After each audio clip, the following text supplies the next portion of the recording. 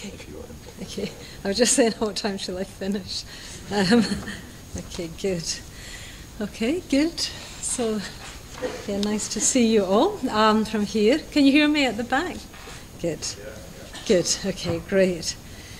Okay, so yes, so what I'm going to do in this talk, the first talk of the second part of the retreat, well, it's kind of, I'm hoping to give quite a broad sweep. So I'm hoping to sort of cover some of the things that we've already talked about and add in some new things that we will be talking about more fully as the retreat goes on. So the title of the talk is Mind Creates World, the 5 big ideas. Yeah? So Mind Creates World, the 5 big ideas. So we've already had 3 of the big ideas. So I'm going to remind us, for those of us that have been here, of what the 3 big ideas are. And for those of you who've just arrived, I'll say what these 3 big ideas are. These 3 big dharmic ideas. So the first big idea is this.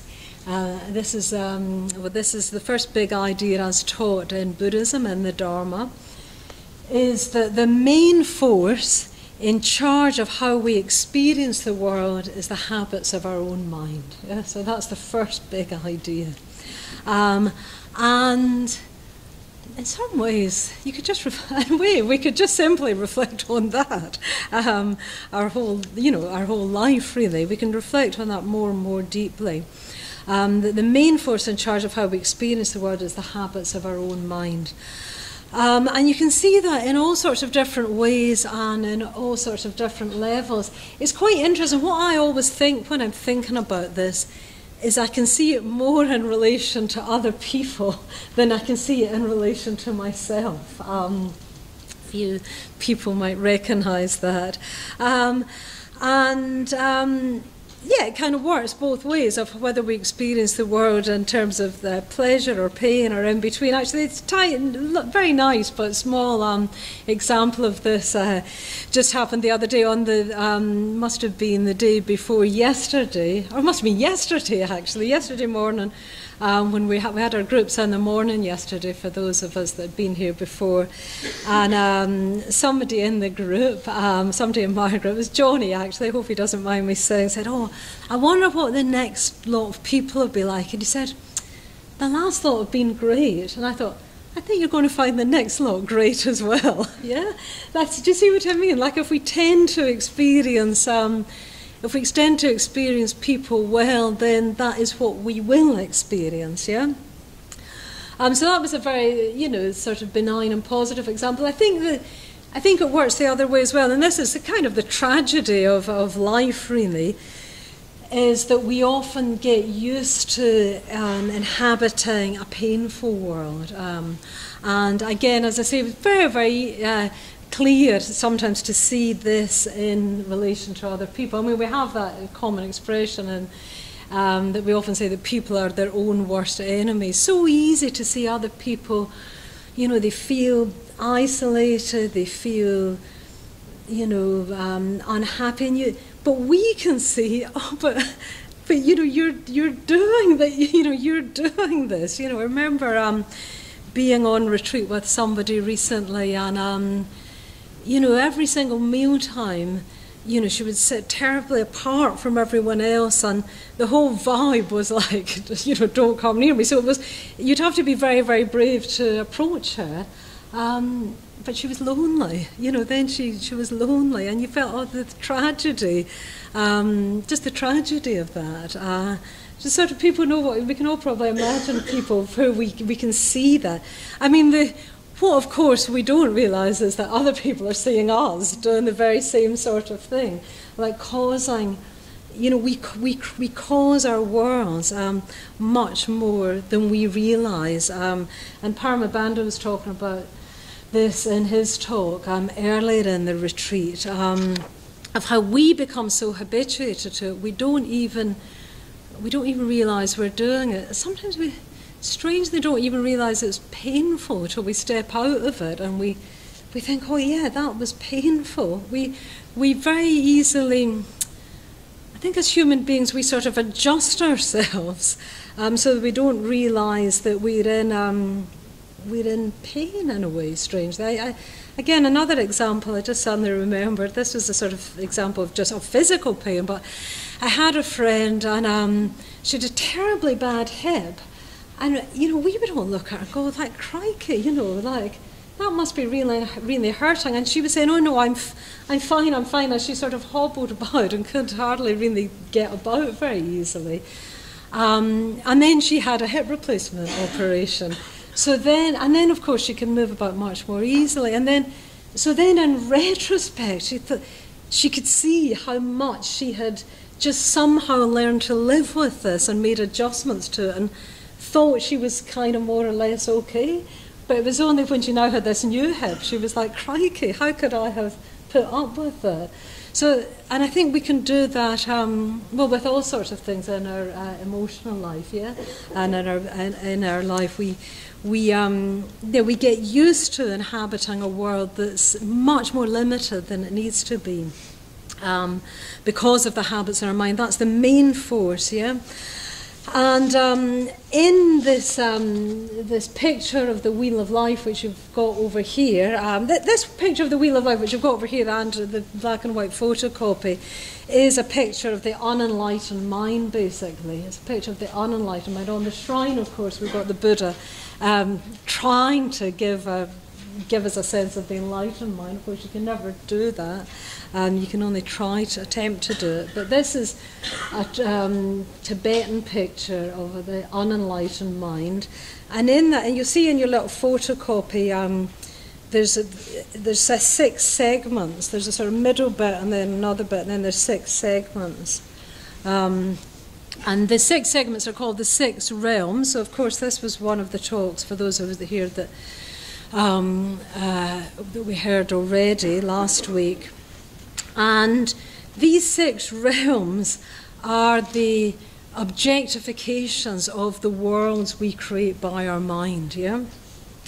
There's 6 of them. 4 of them are painful. 4 of them are painful, and I'll just recap on those. 4 of them are where pain predominates, are almost exclusively pain. So down at the bottom, all those tortured beings, that is the realm of hell. And that is the realm of blame, really. Paramabandhu brought this out last week. So when we're in that state of just blaming other people, they're kind of blaming life itself, like, why is this happening to me? Yeah, so we cause ourselves extra suffering by our attitude of blame, and people can be stuck in this for a long time. So hell, is, you could say, is the blame. And then you've got another one of the segments, the painful segments, is the hungry ghosts. Even the name's so painful, isn't it? The hungry ghosts. And that's the one with the big bellies and the tiny mouths. So it's the realm of dissatisfaction. And Paramabandhu said the sort of view, in a way, the sort of expression of this. He said, if only I could get this, I would be happy. And I was thinking about that, and I was thinking you could even, sometimes I don't even know what I want. Sometimes I'm a bit more like, it's something like, I don't know what I want, but I know I won't be happy till I get it. Yeah? I think that's about when you're looking in the fridge at midnight, just looking for something. Yeah. So yeah, if only I could get this, I'd be happy. Or I don't know what I want, but I know I won't be happy till I get it. So that's the hungry ghost, and it's tremendously painful. And then you've got the titans or archerers. And that's the realm of competition. There's sometimes it's also called the realm of the jealous gods. It is the realm of jealousy. It's a very, very polarized realm. So basically, it's seeing everything in terms of win or lose. And I think there's a very sort of deep wrong view when we're in that realm. We're all in it, I'm sure, from time to time at least. The deep wrong view is that something like there's only so much love or only so much opportunity or whatever it is to go round. So if someone else hasn't got it, I can't get it. So then we have that's what the polarization is. It's a win or lose mentality. So that's also very, very painful realm to be in. And then we've got the animal realm. So this is... well, it's in the picture as literal animals, but it's kind of, you don't need to take this as so much literal animals, although it could be. It's more using, it's not exactly a metaphor, it's using animals as a sort of symbol, maybe, symbols, but so it's symbolically animal, if you see what I mean, because we, as human beings, even though we've got human form, we can be in that animal realm, and that's where it's the realm of no higher value.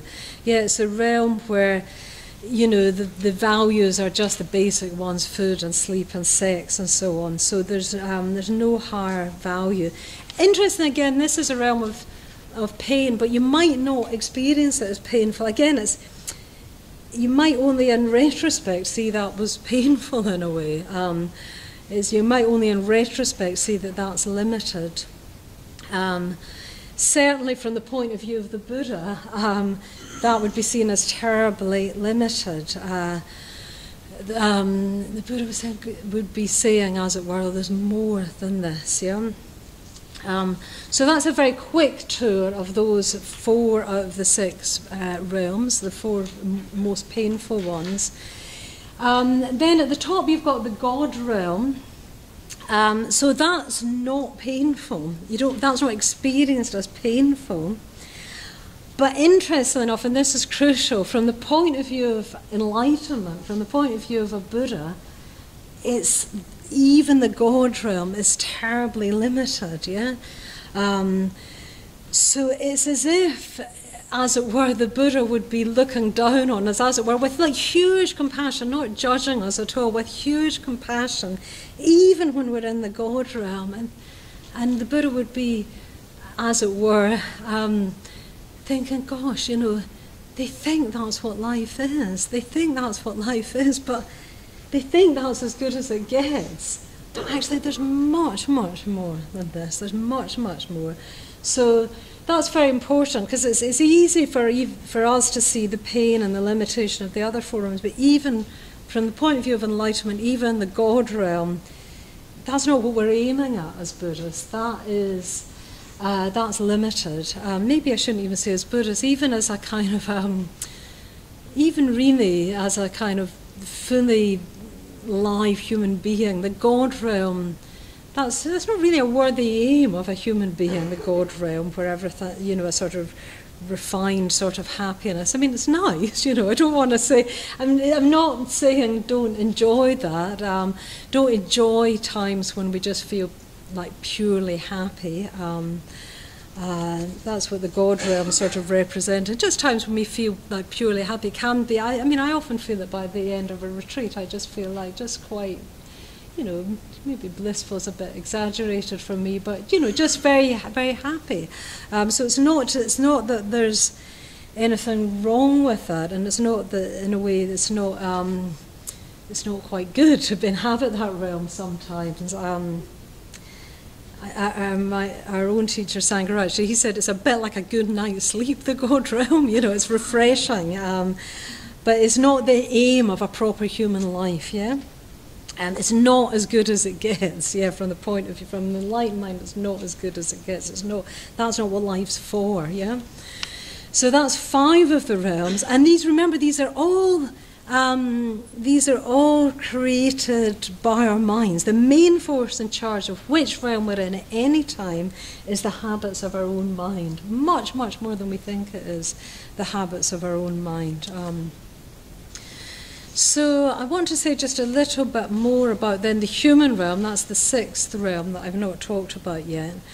So, and again, it's quite interesting, this teaching of the Wheel of Life, because it's kind of getting us not just to assume that we're in the human realm just because we happen to have a roughly human form. It's saying that to be human is more than that. Yeah. So if we find ourselves relatively free of blame, of neurotic desire, of jealousy, and of complacency, which is the sort of besetting sin, if you like. I shouldn't really use that word sin in Buddhism. There's no actual sin in Buddhism, but just the word, I was just using the word sin loosely there. The complacency is the sort of besetting sin of the God realm. So if we find ourselves relatively free of blame, neurotic desire, jealousy, and complacency, then we start to inhabit the human realm, yeah? But also the human realm isn't just an absence of those forces. The human realm has got within it that life is for something. Yeah, being in the human realm means that's what differs it from the animal realm. That it's more than just having our basic desires. Yeah, that there's a sense in the human realm when we're really inhabiting the human realm that there's a sense of life is for something. And I was reflecting on this, and I happened to read, in the mornings I've been reading something, some poetry or something poetic. So I was reading something this morning of one poet writing about another poet.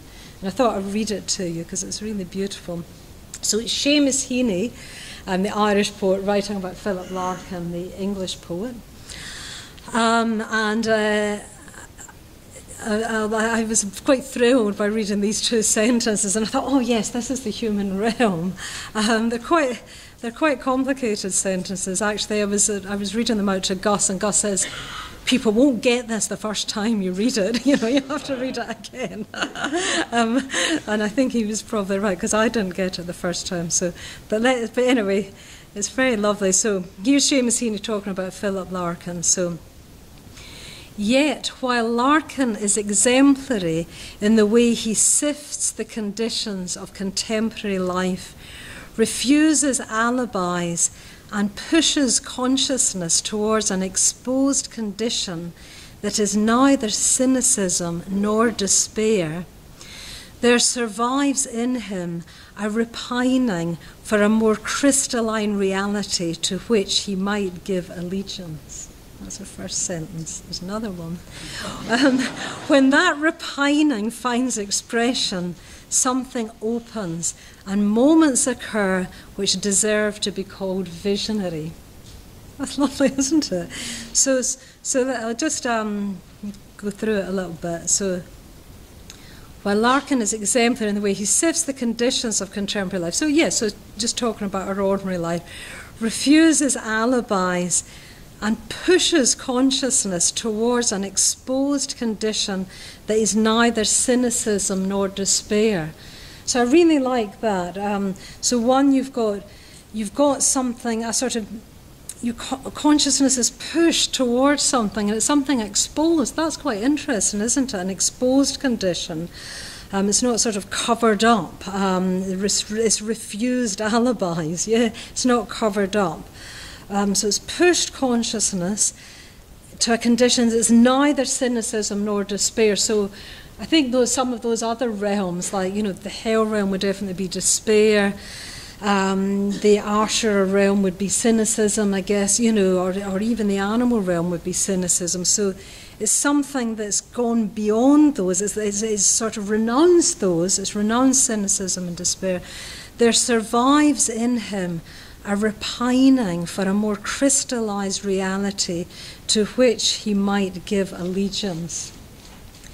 So in our team meeting, we all had to look up repining in the dictionary to make sure we had it right. So it's a very, very interesting word, because it's something like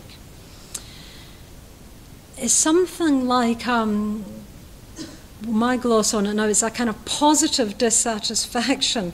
So it's something that pushes you forward. Very, very interesting, actually. In a way, one could give a whole talk on that word, because very, very easy in Buddhism, this is just an aside, but very, very easy, because we're always talking about, we have to give up craving and so on. that's very commonly said about Buddhism. And yes, that is sort of true. It is true. What am I trying to say?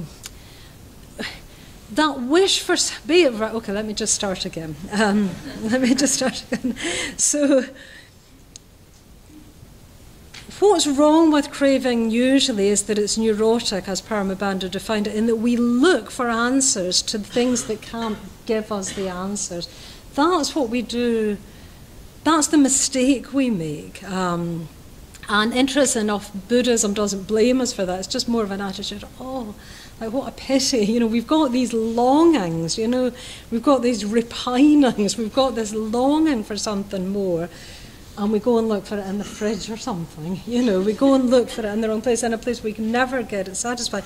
But actually the longing itself is not negative. It was that longing that made the Buddha as a young man. The Buddha was born an ordinary human being just like us, and had that kind of almost irritable kind of itch, actually a bit like Danny talked about in her Why I'm a Buddhist talk earlier, that made him go forth, so that's how I take this word repining. There's something thinking that there must be something more,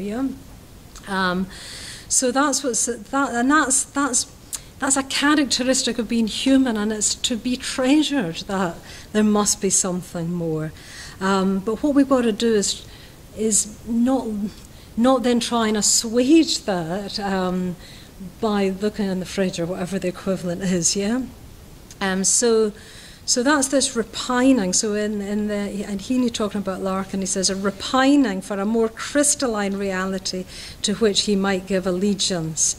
And then when that repining finds expression, something opens and moments occur which deserve to be called visionary. So to me that all speaks of what's possible in the human realm. So our first job, as we had in one of the other talks, is to renounce blame, neurotic desire, jealousy, complacency, and then we will find ourselves in the human realm. And then we cultivate the sense that life is for something. We look for something that might express itself as a kind of itch of there must be more. And it's like we let the grip become a pearl in a way. We try and take that forward, So that's, I wanted to say a little bit more about the human realm. It's a very kind of pivotal place, and it's our first sort of step in a way. It's not our last step, it's our first step. So that's the 6 realms of the Wheel of Life, and all of these realms are sort of mediated through the mind. That's the first big idea. That's, just checking the time. Said the first one, the first big idea of 5, that the main force in charge of how we experience the world is habits of our mind, And that's why such a stress is placed on the mind in Buddhism, why we meditate and so forth, is for this. When we come to meditation, often we come to calm the mind and so on, but this is what it's for. Calming the mind is for this, so we can start to see the mind in more detail and see that our mind is creating our world far, far more than we think. So that is the first big idea. And second big idea, which we've already heard something about, those of us that have been here, is that the mind operates in 2 ways. So this is the whole theme of our retreat. The mind operates in 2 ways. And Bhante Sangharakshita has glossed these as reactive, and the reactive mode and the creative mode. Actually, gloss maybe isn't quite the right word. It sounds too pejorative. He's kind of envisioned these 2 ways as reactive and creative. These are the 2 modes of the mind, So the reactive mind, these are 2 ways that the mind can act, can respond. So the reactive mind is the mind which is repetitive, the mind which is conditioned by externals, the mind that's and that means it's not the free mind. Yeah, that means it's not the free mind, and the creative mind is the free mind. It's spontaneous, not sort of spontaneous and the sort of I'm just trying to be different for the sake of it, but just truly comes from its own depths. Isn't looking to what people think, isn't looking to what society thinks. So is free, is spontaneous, and and is creative. So that's the two ways that the mind operates. I'll come back to that. That's the second big idea, that we've got these two modes of mind. The third big idea is that the reactive mind causes our own and others' suffering. And it doesn't just cause our own and others' suffering, it causes that in an ever-increasing way. Now that's the really important bit, yeah? It's not, the reactive mind doesn't just cause us suffering, it causes us ever-increasing suffering. And also, it causes us ever-increasing isolation. I was reflecting on those realms again, and I thought, in each of those realms, apart from the human realm, one is isolated from other beings, yeah? Isolated either because one is overwhelmed, say in the hell realm one is overwhelmed by the suffering of that. If you're stuck in blame, you're isolated, aren't you? If you're stuck in jealousy, you're isolated. If you're in neurotic craving, you're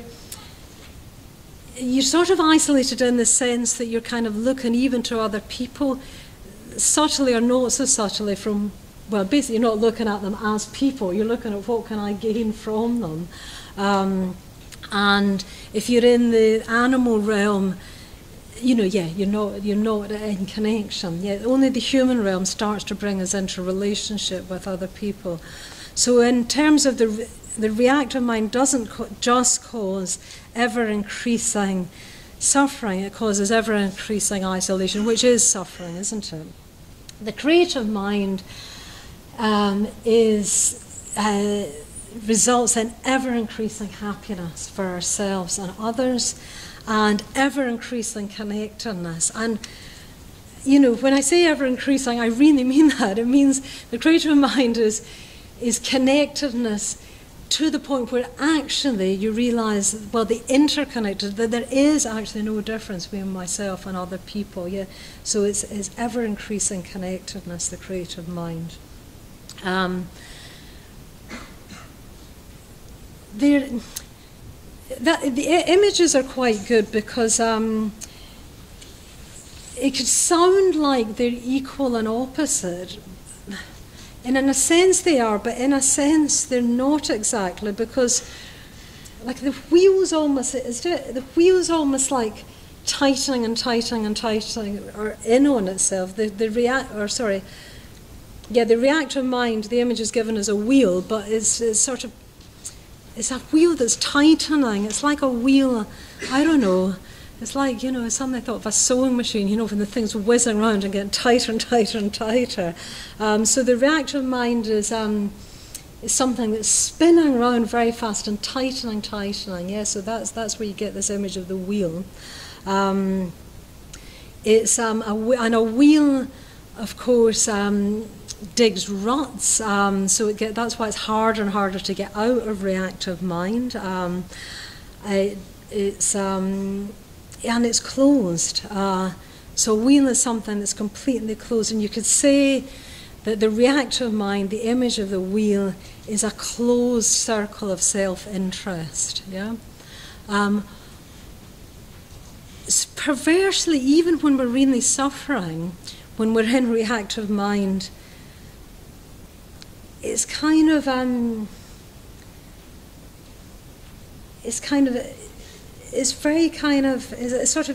me who's suffering. There's a very strong sense of me, everything's circled around me because it's me who's suffering. One's very, very kind of taken by oneself in reactive mind, yeah? You're very, very you're concerned with yourself to a tighter and tighter degree, even if it's a sort of painful concern with yourself. Yeah. So the wheel is an image of the reactive mind, digging ruts, spinning round very fast, getting tighter and tighter, and closing in on itself more and more. Yeah. The spiral is, I love this image of the spiral because it's kind of more than just the opposite of a wheel. So, well, for a start, it's three-dimensional rather than one-dimensional. I often imagine if you to lay down the picture of the wheel of life on the floor, you see it's in one dimension, and then if you could imagine the spiral path, which is the creative mind, it's circling both outwards and upwards. So do you see how immediately you've got like two more dimensions? You've got something going from one dimension to three dimensions. So immediately, because it's going upwards, you've got perspective. Yeah, immediately you've got perspective. You can start to see what you're doing. You're not kind of caught in this. I'm just going round and round, and I don't even know I'm doing it. As soon as you're on the spiral path, you've got perspective, and as soon as you're on the spiral path, you've got connection. So it's going sort of outwards and sort of upwards. Yeah, so you're adding in these other dimensions. So the spiral path is a creative mind. Yeah, but what I love about it, and it feels very true in my experience, is that it's going sort of out and up, but it's still going round, yeah, and that's very, very true to my experience. And I'm sure any of you who've been practicing for any length of time, that as you practice the Dharma life, you still sort of revisit things, yeah. You still, like those tendencies you have, so each one of us have our particular tendency that we're working with or even struggling with.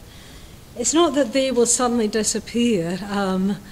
Well, even after years and years of practice, you revisit them, and sometimes it can be such a sort of pang of, oh no. The other day I got irritable and mean with someone on the team, and I was like, oh no, after all these years, so ashamed, so sorry that it hurt her, but so ashamed of myself. And but then I had to remember, well, we will revisit these areas, yeah?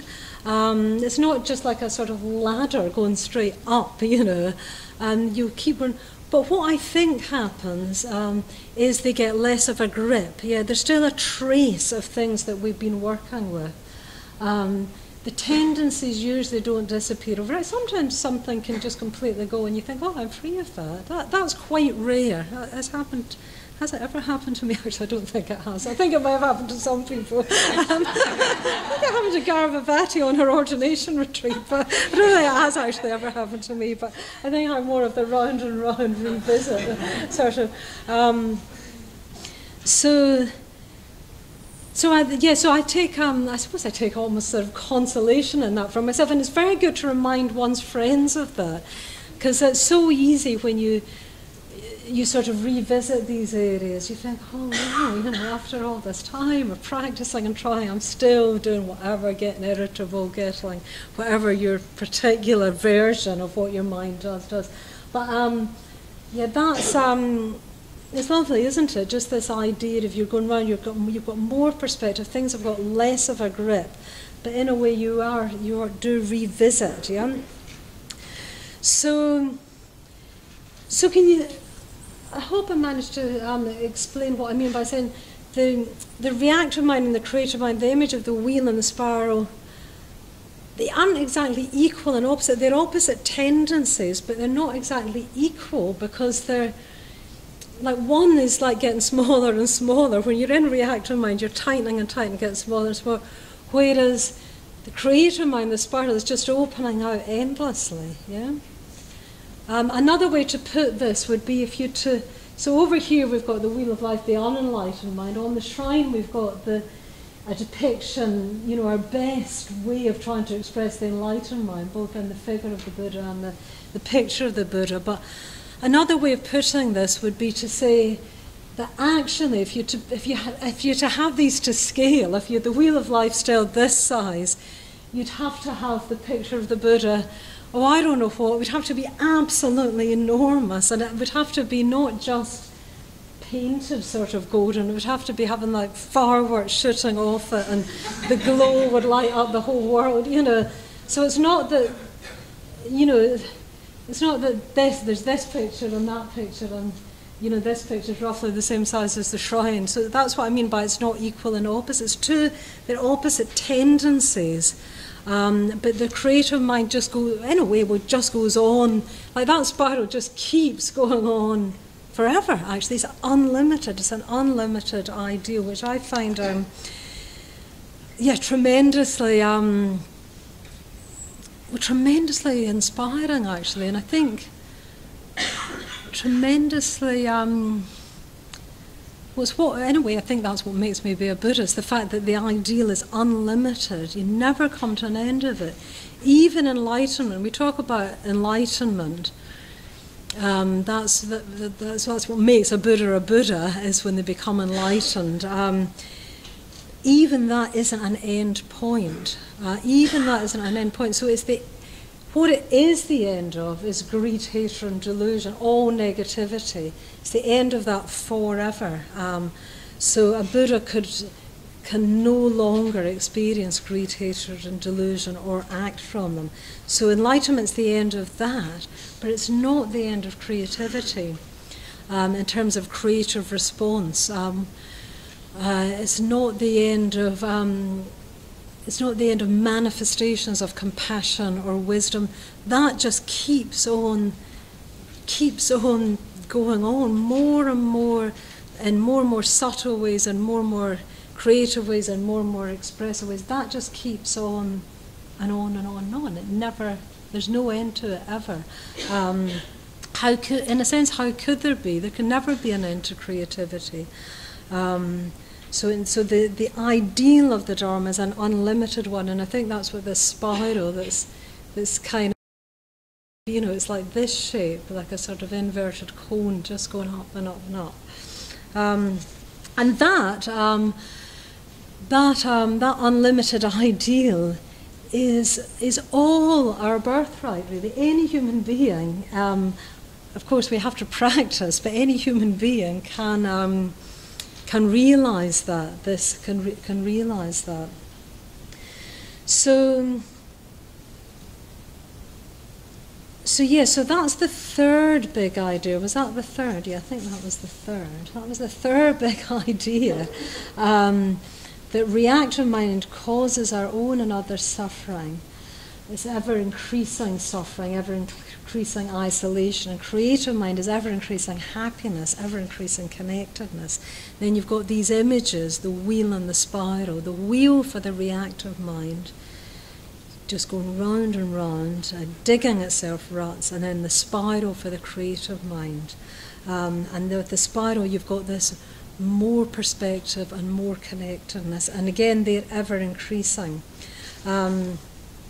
So again, you can maybe see a bit more clearly this thing I was saying about perspective as well. So from this, you know, when I was describing the Buddha would have to be enormous, you know, I don't know, you couldn't even say how big, you know, if we're trying to depict the Buddha in relation to the wheel, enormous and so bright.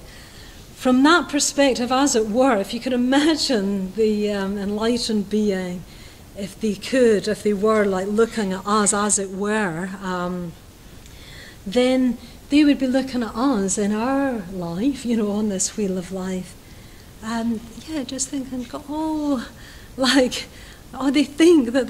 they think that's what life is, but life could just be so much more, and that's what the Buddha. When we talk about the Buddha's compassion, that's what it is. So there's no judgment in that. It's not that we're bad, you know, for having this sort of limited viewpoint. It's just that the Buddha, as it were, is trying to say by his teachings, there's a much, much, much richer way of living.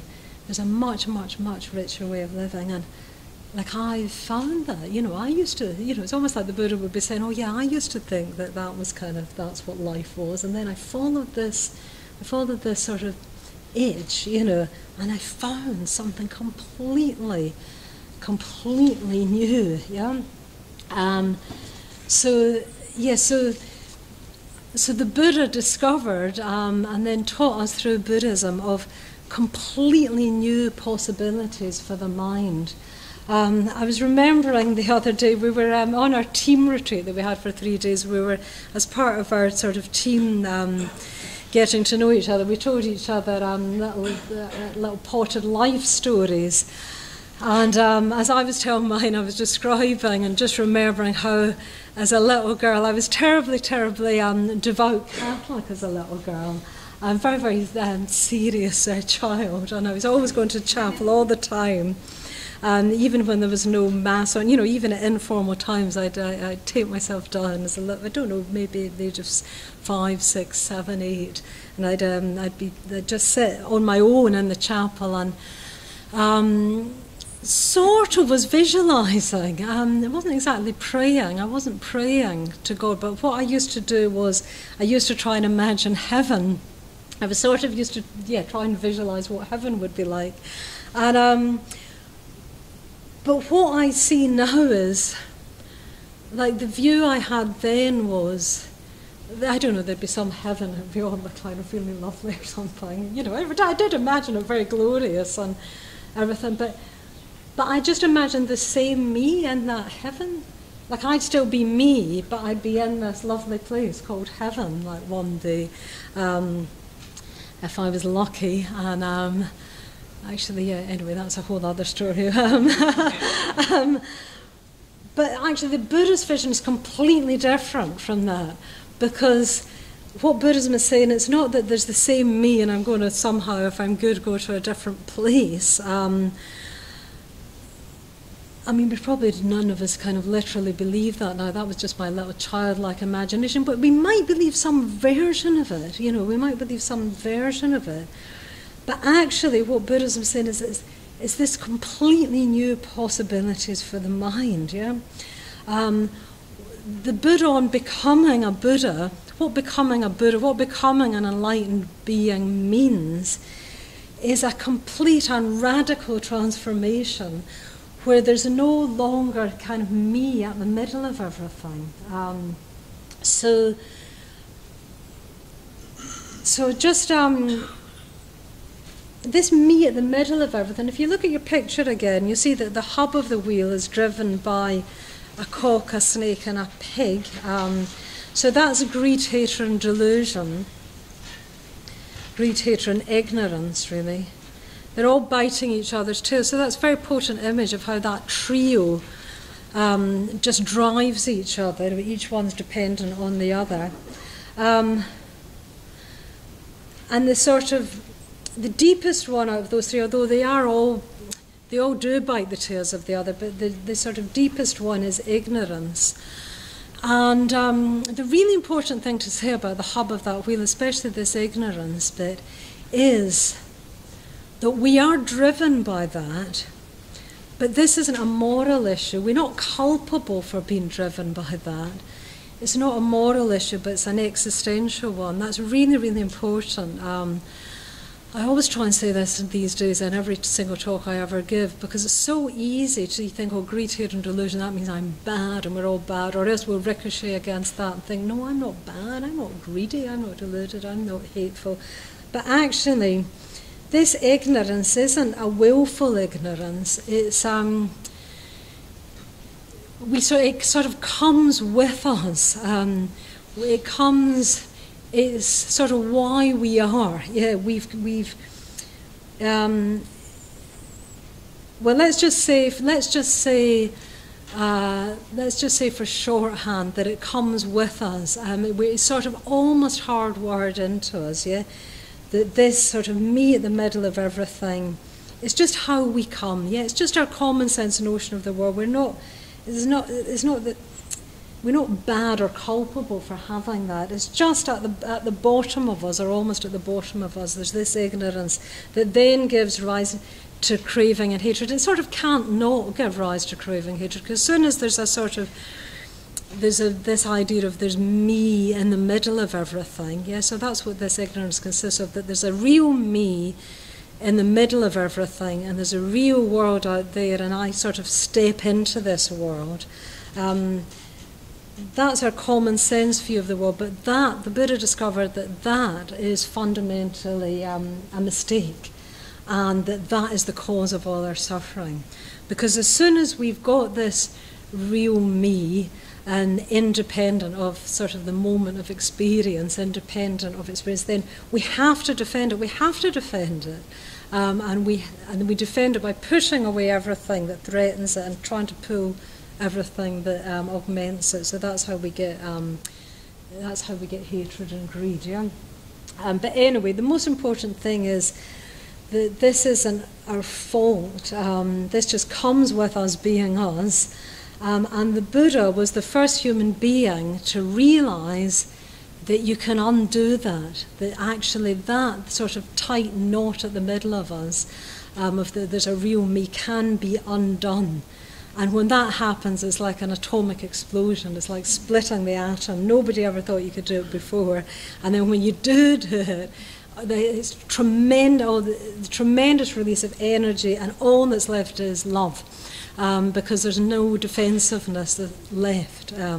So the Buddha discovered that, and that's what the Buddhist life is lived to do, to undo that knot. Yeah? So that's me trying in 2 seconds to give you a little glimpse of the Buddha's mind, the completely new possibilities for the mind. In a way, it's beyond our imagining, yeah? The Buddha's mind is beyond our imagining. It's beyond what we can imagine.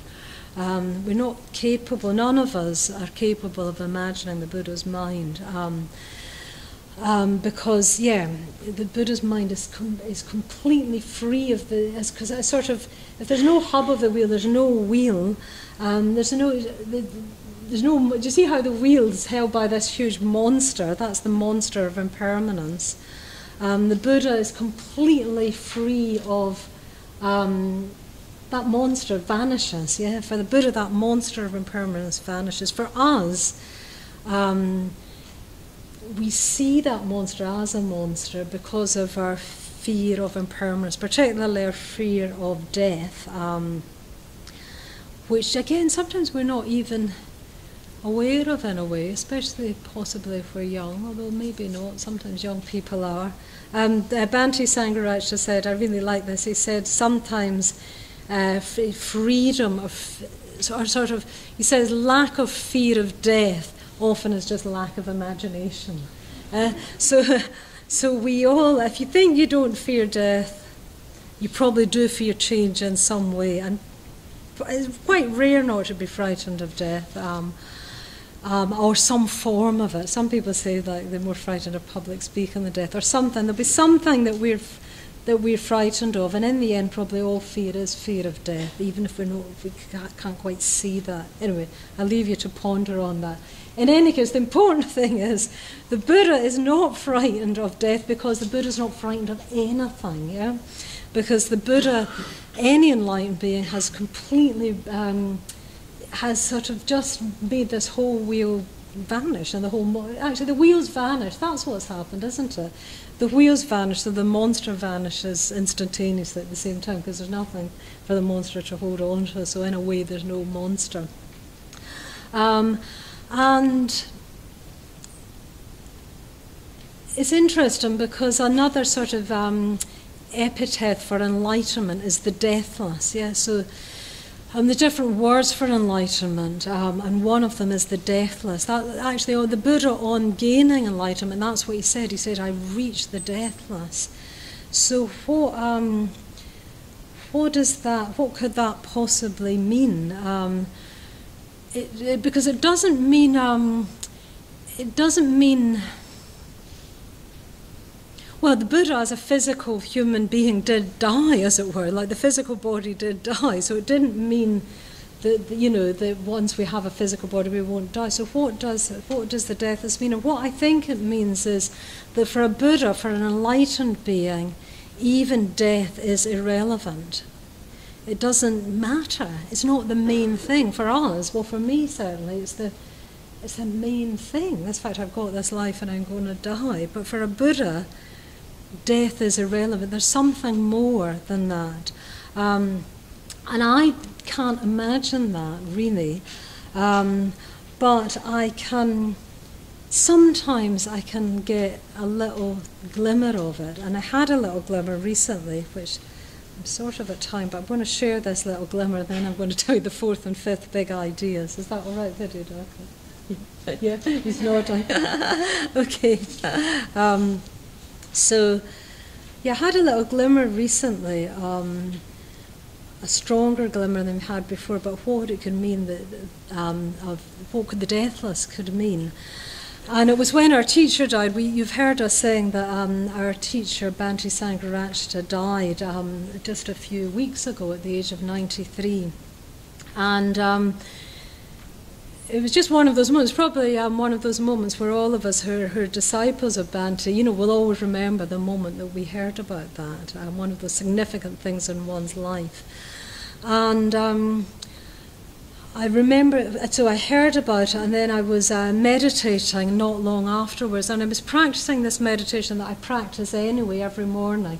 So every morning for some years, I've been imagining Bhante, my teacher, above my head, and then imagining that he comes into my heart. So I do that every morning, just for a few minutes before I then go on to do the Metta Bhavana or whatever. And then the next morning after Bhante died, I was doing that practice again, and I realised it doesn't matter that he's died. It doesn't matter that he's died. In fact, the practice was more vivid than ever before. I could still easily imagine him above my head, and I could still easily imagine him in my heart. So in that sense, it didn't matter. To that practice, it didn't matter that he had died. And then I was just dwelling with it. In fact, it seemed that it was not only did it not matter that he died, many of us had this experience. He was more vividly present than ever before. So when I imagined my teacher in my heart, I imagined him, it was even more vivid. But then I had another thought. I knew I was coming here, and I knew I was going to be doing the cooking. I've already shared this with a few of the cooks. I knew I was going to be doing the cooking here, and I've done that on previous years on this retreat. And Bhante, when he was alive, lived here, and of course, so then when we were cooking the dinners, we would be cooking for Bhante, and that was always a source of great inspiration and joy for me, that I would be cooking all the 140 dinners, and one would be for Bhante. Or it almost kind of felt the other way around. I'm cooking for Bhante and another 140 people, and that sort of just kind of I always wanted to make the dinner really nice. And then I thought, oh yeah, well, that's a shame. I won't be able to cook Bhante's dinner anymore because he's died. I won't be able to cook his dinner. But then I realised that me cooking Bhante's dinner existed completely in my imagination, because I never actually handed Bhante the dinner. What I would do is I would give it to like Sanghadasa or one of the others who lived here. I would hand it to them, and they would take it to Bhante, presumably. I don't actually know what they did with it. I would give them, so I would imagine so I would give it to them, and I would imagine them taking it to Bhante, and I would imagine Bhante eating the dinner and hopefully enjoying it. And I thought, gosh, that me giving Bhante the dinner entirely existed in my imagination. And then I thought, well, why is there any need to stop imagining that? Yeah? And then I thought, I think I've had a glimpse of what the deathless might mean. Yeah, a glimpse of a glimpse. And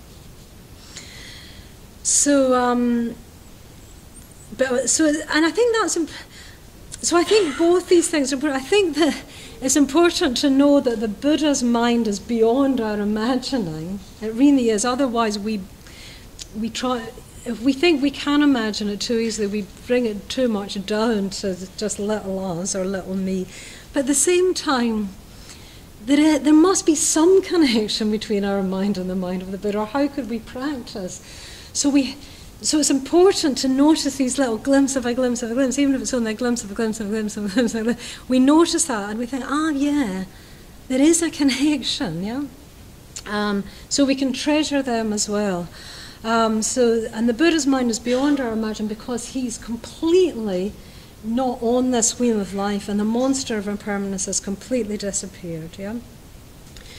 The fourth big idea this is a really, really big one, is that as we move up this spiral path, it's as if we start to feel drawn on, yeah? So first, it feels at the beginning that it's just our effort, yeah? But if we really keep doing it, we will start to feel as if we're being drawn on. And our work then is sort of not to resist that force, if you want to call it that. I'm trying to use words like as if I'm trying to say this isn't a literal thing I'm talking about. It's an as if. It's as if we're drawn on, and our work is not to resist that force, for want of a better word, that we may feel drawing us on. I was remembering that movie of the guy who walked on the tightrope between the Twin Towers. Can't remember his name, a Frenchman. Anyway, he's stretched this rope, this wire between the Twin Towers, and he walks it. And he says that I'd never want to do this anyway. Anyway, what he says was that as he stood ready to go, he said he could just feel this force pulling him, and he said, and I did nothing to resist it. I really like that, because I think that's our work. When we feel that something is drawing us sort of up this spiral, our work is to do nothing to resist that, yeah? And that's why we talk about cultivating receptivity, about cultivating response. And we can cultivate this in ourselves. This is why we've been talking about in the silence, and I'm sure the leaders say more about trying to just do nothing, trying to sort of not just sort of irritably be grasping for meaning, as the poet says, yeah? We're usually caught up in that. We're usually caught up in like looking at our phones, doing something, even doing sort of dharmic things. Even reading a dharma book can be a sort of irritable sort of grasp for meaning.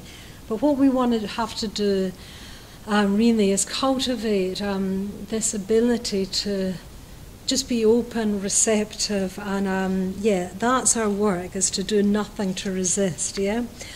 So that is a really big idea, and it's a kind of religious idea, really. And that fifth big idea, and the last one, is that if we do that, if we allow ourselves to travel on that spiral path, and we're going to hear more in detail about how we do that tomorrow and in the next talks, by the way, there will come a point, and it's traditionally called the point of no return, where actually we won't fall down again. Yeah, at the beginning we'll always be going up the spiral path a little bit, revisiting areas, falling back down on the wheel of life. All the time that'll be happening. But if we keep practicing, and if we also keep practicing not resisting that force that's drawing us on, there'll be a point of no return where only growth is possible, yeah? No falling back is possible, and where falling back actually will become impossible. The only thing possible will be growth. We'll still have to make an effort, but we'll just want to. It'll be like playing, you know. Making an effort will just be like playing. It'll be like going out to play when we're little kids. We'll just want to do that, yeah? And that is a reasonable possibility for every single human being. If we practice, it won't come automatically. It certainly won't. But it's a reasonable possibility. So I'm going to end, as Garbhavati did, by giving you some homework. So here's your homework, which ties in with this talk. So this is this whole retreat is about moving from reactive mind to creative mind. My favourite description of the enlightened mind is that the enlightened mind is a mind of constant creativity, constantly creative. And my favourite evocation of the creative mind comes from a reading we heard a little bit of, as those that were here the other day, from Bhante, and he said, the creative mind loves where there is no reason to love. And I always think you could add so many things into that. You could say the creative mind forgives where there is no reason to forgive. The creative mind is generous where there's no reason to be generous, etc. Yeah, is kind where there's no reason to be kind. So I thought that can be our homework. Is just over the next day, just be kind where there's no reason to be kind. Love where there's no reason to love. Forgive where there's no reason to forgive. And in other words, it's stepping out of the utilitarian mind into the creative mind. Do something not for what you can get back out of it. Just do something as an end in itself. Yeah. So that's how I'll end with the creative mind loves where there is no reason to love. So thank you.